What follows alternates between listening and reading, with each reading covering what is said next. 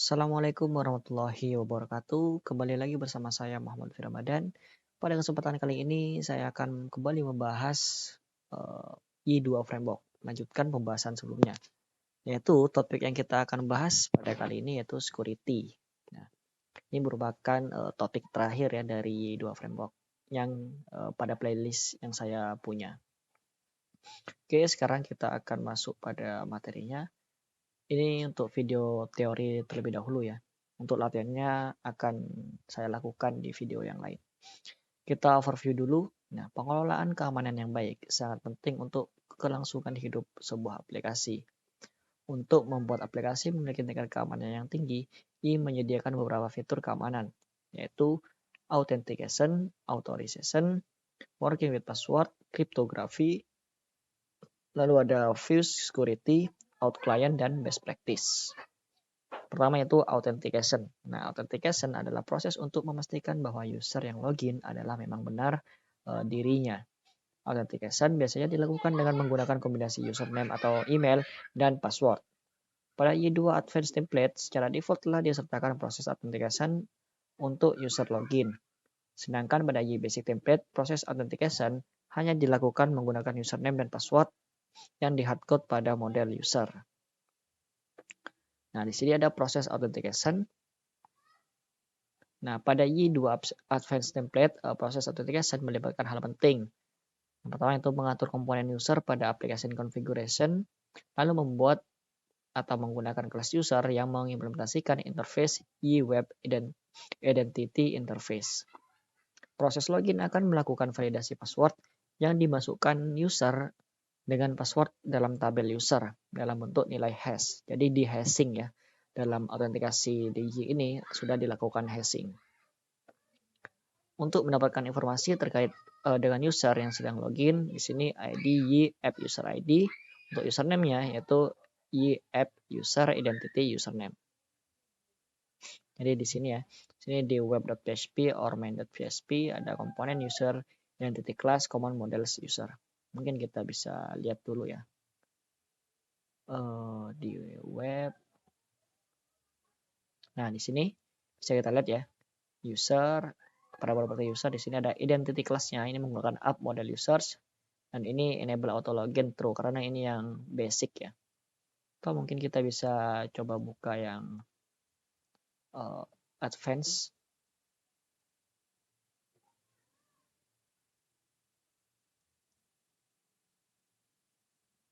Nah, kita bisa lihat untuk yang advanced template. Nah, di sini user, untuk yang front end ya. Atau kita buka yang back end juga. Nah, di sini user identitasnya common user, identity cookie-nya di sini ya. Ada tambahan identity cookie ya untuk yang advanced template. Oke. Kita lanjut ya. Nah, di sini ada authentication event. Kelas web user akan memunculkan beberapa events ketika terjadi proses login dan logout. Event before login, event ini akan muncul pada awal proses web user login. Jika metode event handler mengisi nilai property is valid dengan nilai false, maka proses login akan dibatalkan. Lalu di sini ada event after login. Nah, event ini akan muncul setelah proses login berhasil. Lalu ada event before logout. Nah, event ini akan muncul pada awal proses web user fungsi logout dijalankan ya. Jika metode event handler mengisi nilai property is valid dengan nilai false, maka proses logout akan dibatalkan. Lalu di sini ada event after logout. Nah, event ini akan muncul setelah proses logout berhasil. Misal kita ingin melakukan audit dan atau pengumpulan data statistik untuk setiap user yang login. Nah, kita dapat membuat sebuah event handler untuk event after login dan meletakkan proses penyataan waktu login, alamat IP, dan lain-lain di dalamnya. Atau user agentnya itu diletakkan di dalamnya. Ini untuk yang statistik ini sudah pernah kita coba di beberapa pembahasan sebelum ini ya. Jadi di situ kita pada latihannya kita membuat sebuah tabel statistik yang akan menampilkan user agent yang login. Namun di sini akan lebih expert atau lebih advance jika kita menggunakan ini ya, event after login. Oke, selanjutnya di sini ada authorization. Authorization merupakan proses untuk memverifikasi apakah seorang user berhak untuk melakukan sesuatu. Pada Y2, authorization melibatkan komponen access control filter dan role based access control atau RBAC. Nah, kedua komponen di atas dapat berdiri sendiri dan juga bisa digabungkan untuk mendapatkan kemampuan yang lebih lengkap. Nah, di sini contoh untuk access control filter. Access Control Filter atau ACF merupakan metode sederhana untuk proses authorization yang diimplementasikan sebagai Y Filters Access Control. ACF biasa digunakan pada controller untuk mengatur hak akses terhadap action atau root yang ada di dalamnya. Perhatikan script di samping ya. Property only. Nah, jadi property only ini berisi action apa saja yang akan diatur hak aksesnya. Jadi di sini hanya bisa melakukan login, logout, dan sign up. Property rules di sini ya bisa kita lihat di rules berisi aturan yang akan diterapkan. Lalu di sini ada tanda tanya merupakan rule spesial yang berarti semua user yang belum login atau atau guest ya bisa kita sebut dengan guest. Lalu di sini ada rules add. Nah, merupakan rule spesial yang berarti semua user yang telah login. Jadi untuk login ini merupakan rule spesial untuk semua user yang belum login ya. Jadi untuk login dan sign up ini ya. Lalu untuk logout hanya bisa dilakukan oleh user yang sudah login atau yang add ini ya. Aturan-aturan tersebut akan dievaluasi dari atas sampai ke bawah. Lalu di sini ada role based access control atau RBAC, di mana RBAC dapat digunakan untuk pengelolaan hak akses secara lebih komprehensif. Nah, Y2 mengimplementasikan RBAC melalui komponen dari aplikasi yang bernama Out Manager. Untuk menggunakan RBAC ada dua hal yang perlu dilakukan. Pertama itu membangun data authorization untuk RBAC, lalu yang kedua itu menggunakan RBAC untuk melakukan pengecekan hak akses. Dapat dilakukan di model, view, maupun controller. Konsep dasar RBAC. Nah, komponen utama dari RBAC ada 3 yaitu role, digunakan untuk menentukan peran dari seorang user. Contoh admin, author, atau operator, user, dan lain-lain. Role dapat memiliki beberapa permission dan juga role yang lain. Seorang user dapat diassign satu role atau lebih. Seperti konsep ini, role ini sama seperti pada database ya. Lalu di sini ada permission, merupakan hak untuk melakukan sesuatu. Contoh create post, update post, dan lain-lain. Lalu di sini ada rule, merupakan script yang akan dijalankan untuk memastikan sebuah rule atau permission dapat digunakan oleh user. Contoh permission update post dapat memiliki rule yang akan mengecek apakah user tersebut adalah user pembuat post yang akan diupdate. Jika menggunakan DB Manager, terdapat 4 tabel yang digunakan untuk menyimpan data RBAC. Yang pertama itu out item untuk menyimpan data item, role permission dan rule. Lalu ada out item child untuk menyimpan data hubungan antar item, lalu out assignment untuk menyimpan data hubungan antara user dengan role. Lalu di sini ada out rule untuk menyimpan rule. Nah, role, permission, rule. Pada gambar di samping terdapat 2 user, Jani dan John. 2 role, admin, dan author. 3 permission, create, post, update, dan update on post. Serta 1 role, author role. Untuk user Jani memiliki role admin, sedangkan user John memiliki role author. Role admin memiliki permission update post dan role author ya. Jadi admin ini bisa melakukan update post dan role-nya itu author. Semua yang dimiliki oleh role author juga akan dimiliki oleh role admin. Role author memiliki permission create post dan update on post. Permission update on post dikenakan role author rule. Permission update on post hanya dapat digunakan jika rule author rule bernilai true. Bisa kita lihat di sini ya di gambarnya. Untuk Jane ini merupakan admin dan untuk John ini merupakan author. Jadi bisa kita lihat di sini ya. Untuk role author memiliki permission create post dan update on post di sini. Sementara untuk update on post ini dikenakan author rule ya.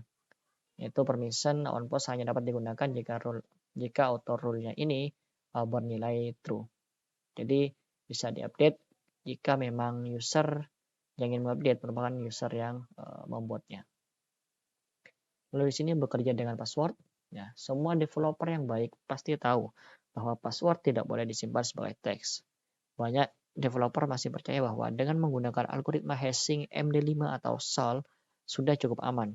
Namun, dengan teknologi terbaru, password yang disimpan menggunakan algoritma tersebut ada kemungkinan untuk dapat diketahui dengan brute force attack. Serangan ini juga banyak didukung dengan adanya kamus data yang sangat besar yang menyimpan password MD5. Untuk meningkatkan keamanan, terdapat algoritma hashing yang lebih kuat terhadap serangan brute force attack, yaitu bcrypt. Fungsi crypt pada PHP dapat digunakan untuk menjerat nilai hash menggunakan algoritma bcrypt. I menyediakan helper G, app get security yang dapat digunakan untuk bekerja dengan password. Contohnya di sini ya. Di sini dilakukan hashing pada password, yaitu generate password hash, lalu variable passwordnya. Jadi hashing pada Y ini itu akan diberikan sebuah salt ya, salt atau garam. Nah, jadi tidak hanya di convert ke huruf acak ya seperti MD5, tapi juga diberikan istilahnya itu beberapa kata atau karakter yang nantinya jika kita mengubahnya konversinya itu pasti berbeda karena sudah ditambahkan. Misal ya, saya memiliki password itu Lutfi. Nah, Lutfi itu di hashing itu tidak akan langsung disimpan berupa hasil convert dari Lutfi, melainkan sudah ditambahkan beberapa karakter. Kurang lebihnya seperti itu untuk konsep hashing pada Y ini ya. Lalu di sini ada kriptografi. Nah, menjadi data random. Untuk proses mereset password via email, biasanya dibutuhkan token yang disimpan dalam database dan juga dikirimkan ke user. Lalu enkripsi dan dekripsi. Nah, jika kita ingin menyimpan data secara aman sehingga orang yang dapat membuka database tetap tidak dapat membacanya, data tersebut perlu dienkripsi sebelum disimpan. Lalu mengonfirmasi integritas data. Pada kondisi tertentu, ada kemungkinan kita ingin memverifikasi sebuah data telah diubah oleh pihak lain atau tidak. Dan contohnya itu di sini ya, untuk generate random data ini seperti ini, get security. Lalu di sini kita jalankan fungsi generate random string. Lalu di sini untuk enkripsi dan dekripsi. Nah, di sini untuk mengencrypt by password kita menggunakan ini ya, menggunakan fungsi encrypt by password ini untuk mengekripsi data kita ya, encrypt data. Lalu di sini ada juga dekripsi ya. Di sini untuk enkripsi, lalu di sini untuk dekripsi. Jadi data yang disimpan ke dalam database, sebelum disimpan ke dalam database itu dienkripsi terlebih dahulu. Sementara jika kita ingin menampilkannya, maka kita lakukan dekripsi terlebih dahulu. Jika kita ingin mengambil data dari database-nya, kita harus dekripsi terlebih dahulu nantinya. Dan di sini jadi random data. Di sini hashing data ya. Lalu di sini ada juga validate data. Kurang lebih seperti itu untuk kriptografi ya. Nah, best practice-nya itu basic principle. Nah, itu filter input dan escape output.